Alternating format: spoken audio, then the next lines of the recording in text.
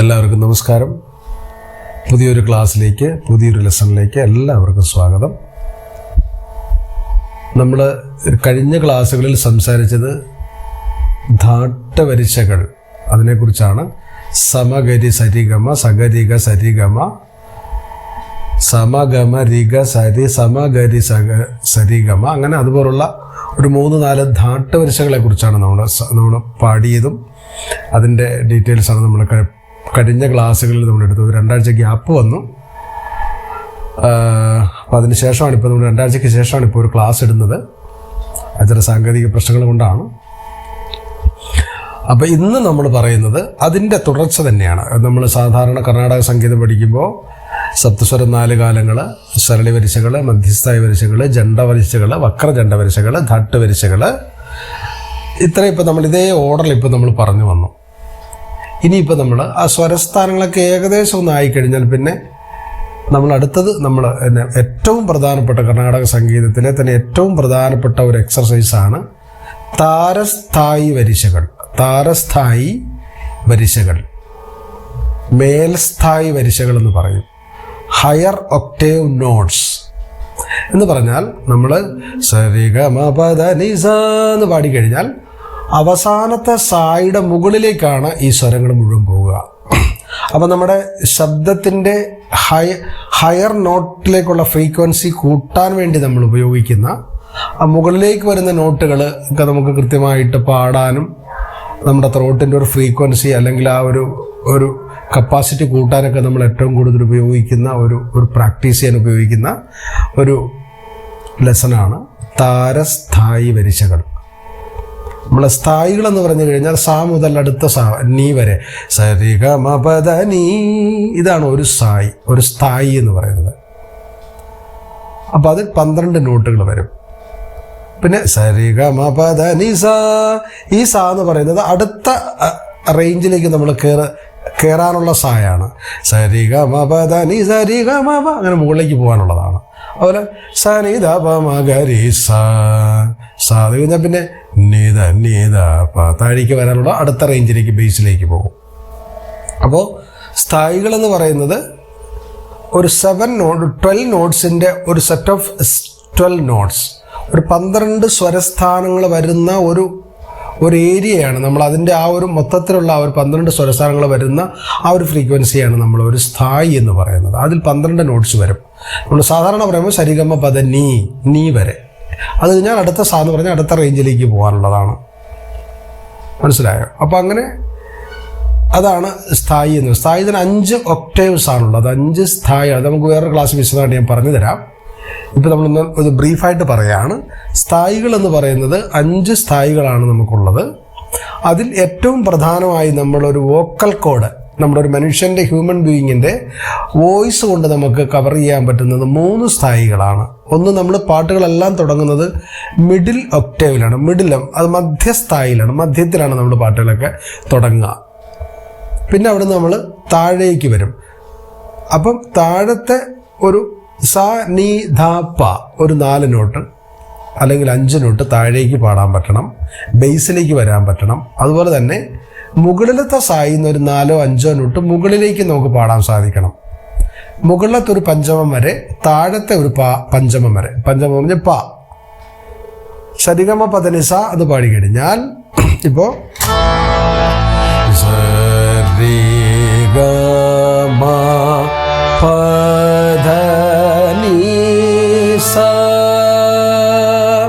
ഈ സായി നിന്നാണ് നമ്മൾ മുകളിലേക്ക് പോവുക. ഈ സാ എന്ന് പറയുന്ന അടുത്ത റേഞ്ചിലേക്ക് കയറാനുള്ള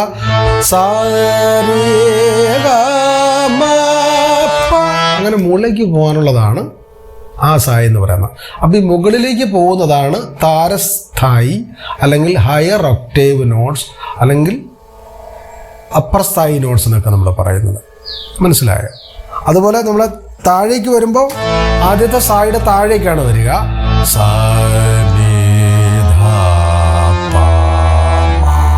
താഴേക്കാണ് വരിക. മനസ്സിലായോ? അപ്പോൾ നമ്മൾ പാട്ടുകളെല്ലാം തുടങ്ങുന്നത് നോർമലി മധ്യസ്ഥായിലാണ് തുടങ്ങുക. അവിടെ നമ്മൾ അടുത്ത മുകളിലത്തെ ഒക്ടേവിലേക്ക്, മുകളിലത്തെ സ്ഥായിലേക്ക് ഒരു പഞ്ചമം വരെ സ രി ഗ മ പ ഒരു 5 നോട്ട് മുകളിലേക്ക് പോകാൻ സാധിക്കണം. താഴെ അതുപോലെ തന്നെ സ നീ ദ പ മ ഒരു 5 നോട്ട് താഴേക്കും പോകാൻ സാധിക്കണം.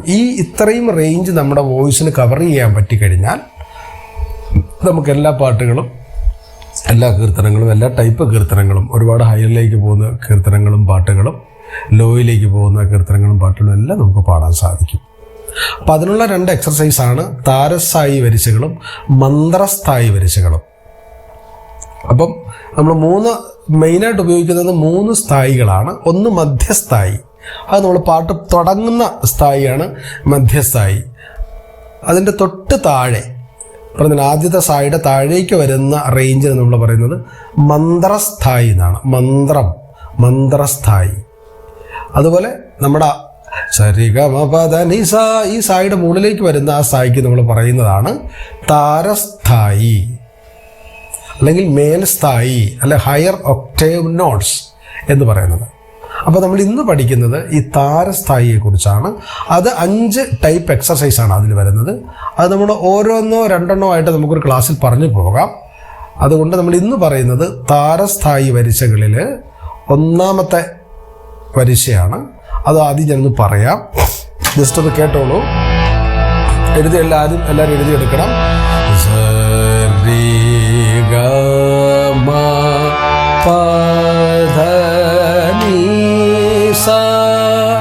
First line. അപ്പോൾ ഒരു താളം കഴിഞ്ഞു. ഒരടിക്ക് ഒരു സ്വരം വെച്ച് പ്രാക്ടീസ് ചെയ്യാം. ഇനി അങ്ങനല്ല, ഒരടിക്ക് രണ്ട് സ്വരം വെച്ച് 2ാം കാലത്തിലും പാടാം. എങ്ങനെ വേണമെങ്കിൽ നിങ്ങളുടെ താല്പര്യം. ഇവിടെ നമ്മൾ നേരത്തെ കാലങ്ങളുടെ കണക്കുകളൊക്കെ പറഞ്ഞിട്ടുണ്ട്. കാണാത്തവർ ആ വരിശകളൊക്കെ നോക്കിയാൽ മനസ്സിലാവും. അപ്പോൾ ആദ്യത്തെ ലൈനാണ് ഇപ്പോൾ പറഞ്ഞത്.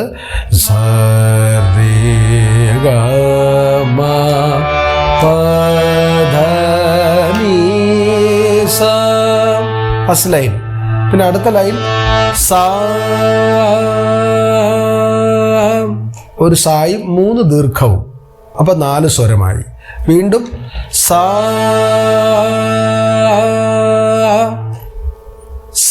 4 ദീർഘം, വീണ്ടും സ 4 ദീർഘം. അപ്പം മൊത്തം 8 സ്വരമായി. കർണാടക സംഗീതത്തിൽ ഒരു സ്വരം പോലെ തന്നെയാണ് ഒരു ദീർഘത്തിനെ നമ്മൾ കണക്കാക്കുക. ഒരു ദീർഘം എന്ന് പറഞ്ഞു കഴിഞ്ഞാൽ ഒരു സ്വരത്തിൻ്റെ സെയിം ടൈമാണ്. അപ്പം അത് മനസ്സിലാക്കി തന്നെ ഇപ്പം നമ്മൾ നോട്ടൊക്കെ നോക്കി പാടുന്ന സമയത്ത് ഒരു 2 ദീർഘം കൊടുത്തിട്ടുണ്ടെങ്കിൽ ആ സെയിം സ്വരം 2 പ്രാവശ്യം പാടുന്നതിന് തുല്യമായിട്ടുള്ള സമയം നമ്മളവിടെ ഹോൾഡ് ചെയ്യണം, അവിടെ നമ്മൾ നീട്ടണം. അപ്പം ഒരു ദീർഘം എന്ന് പറയുന്നത് ഒരു സ്വരമാണ്. അപ്പോൾ ആദ്യത്തെ സരിഗമ പദനിസ ഒരു ലൈൻ നമ്മൾ എഴുതി. അടുത്ത ലൈനിൽ സ 1 2 3 3 ദീർഘം, വീണ്ടും സ 1 2 3 3 ദീർഘം. അപ്പം 8 സ്വരമായി. അപ്പോൾ ആ ലൈൻ കഴിഞ്ഞു. അടുത്ത 3ാമത്തെ ലൈനാണ് നമുക്ക് ഇതിനകത്ത് കുറച്ച് വേരിയേഷൻ വരാനുള്ള ഒരു ലൈൻ. അത് നമ്മൾ തുടങ്ങുന്നത് ധായി എന്നാണ് തുടങ്ങുന്നത്. മിഡിലുള്ള ധൈവതം ധ. അപ്പോൾ ആദ്യത്തെ ലൈൻ ഒന്ന് ഓർഡറായിട്ട് പറയാം, ലൈൻസ് ഒന്ന് പറയാം.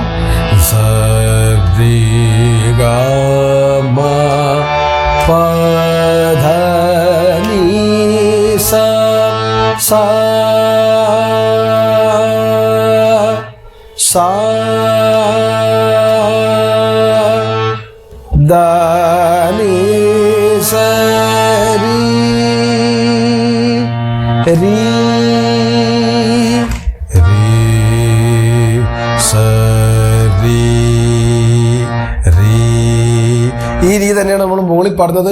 രീ ദ നീ സ രി സ നീ ധ പ. അപ്പം ധനി സരി സനിധ പ, ധനി സരി സനിധ പ 8 സ്വരമായി. അപ്പോൾ ആ ലൈൻ കഴിഞ്ഞു. അവസാനത്തെ ലൈൻ സനിധ പ മഗരി സ. അപ്പോൾ അതിൽ നമ്മൾ ആദ്യത്തെ ലൈനും 2ാമത്തെ ലൈനും 4ാമത്തെ ലൈനും നമ്മൾ ഓൾറെഡി ഏകദേശം പഠിച്ചിട്ടുള്ള ഒരു ലൈൻ തന്നെയാണ്. അതിൽ വ്യത്യാസം വരുന്നത് നമ്മുടെ ഈ ധായിന്ന് നമ്മൾ പാടി തുടങ്ങണം. 3rd ലൈനിൽ എല്ലാം ധായിന്ന് തുടങ്ങാം. 5 എക്സർസൈസാണ് അതിനകത്ത് വരിക. അതിൽ എല്ലാം നമ്മൾ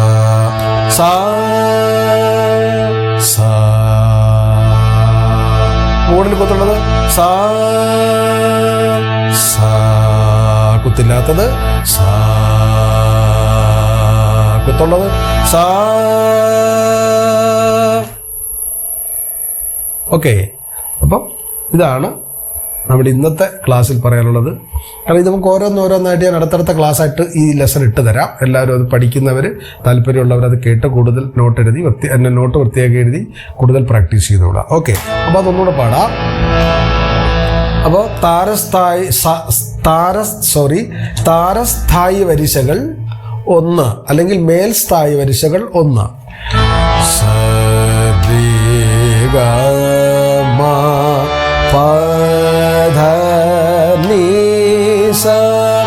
സാ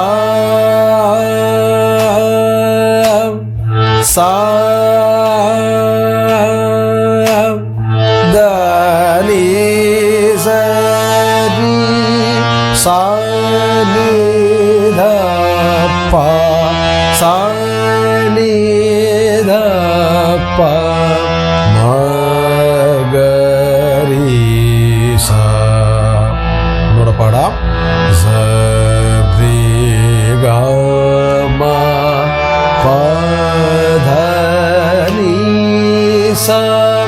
സാ സാ ദ നീ സ രി സാ നി ധ പ സാ നി ധ പ മ ഗ രി സ. ഓക്കെ. ഇനി അത് നിങ്ങൾക്ക് ഒന്നാം കാലത്തിലാണെങ്കിൽ സ രി ഗ മ പ ധ നീ സ സാ സാ ദ നീ സ രി സാ നി ധ പ സാ നി ധ പ മ ഗ രി സ. രണ്ടാം കാലത്തിലാണ് പാടാൻ ഉദ്ദേശിക്കുന്നതെങ്കിൽ സ രി ഗ മ പ ധ നീ സ സാ സാ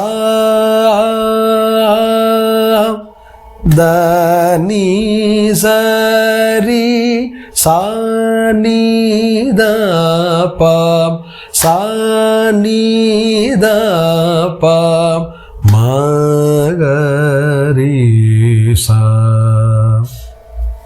ഇങ്ങനെ അത് പ്രാക്ടീസ് ചെയ്യുക.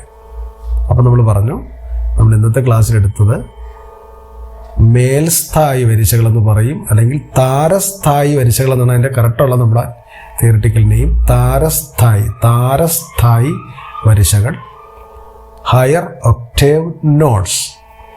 അപ്പം നമ്മൾ ഓൾറെഡി പഠിച്ചത് മുകളിലത്തെ സാവരയാണ്. അപ്പം അതിൻ്റെ കൂടെ നമ്മൾ ഒരു സ്വരം കൂടെ ആഡ് ചെയ്തു മുകളിലേക്ക്. സരി. താഴത്തെ സരി, താഴത്തെ സരി തന്നെയാണത്. സരി ഗ മ നമ്മൾ പാടിയല്ലോ. സരി, ഈ സരി തന്നെയാണ് നമ്മൾ മുകളിൽ പാടിയത്. സരി സരി സരി സ നി ധ പ മ പ ധ നി സ രി സാ നി ധ പ സാ നി ധ പ മ ഗ രി സ. അപ്പോൾ എല്ലാവരും നോട്ട് ആദ്യം നമ്മളിപ്പോൾ കഴിഞ്ഞ ക്ലാസ്സിൽ എഴുതിയ ലെസൻ്റെ തൊട്ട് താഴെ അടുത്ത ലെസൺ, പുതിയ ലെസൺ, താരസ്ഥായി വരിശകൾ അല്ലെങ്കിൽ മേൽസ്ഥായി വരിശകൾ, ഹയർ ഒക്ടേവ് നോട്ട്സ് എന്നെഴുതിയിട്ട് 1 എന്നിടുക.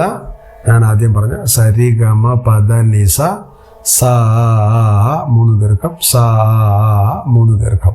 പിന്നെ ധ നി സ രി, സായുടെ മുകളിൽ റിയുടെ മുകളിൽ കുത്തിടണം.